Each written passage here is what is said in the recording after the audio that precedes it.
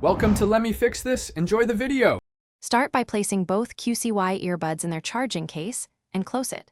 Leave them charging for at least 3 minutes to ensure proper reset.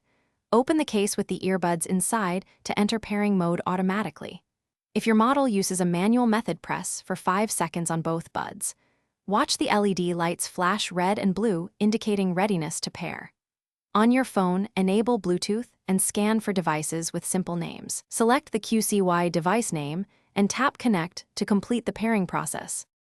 To pair with a second device, first disconnect the earbuds from the first device. Forget the Qcy entry in the original phone Bluetooth settings to avoid auto reconnection.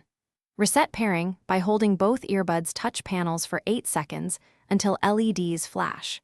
Open Bluetooth on the second device and select the Qcy name to connect. Repeat this process on each device when switching primary connections frequently. Use one device at a time if audio sync issues occur between two sources.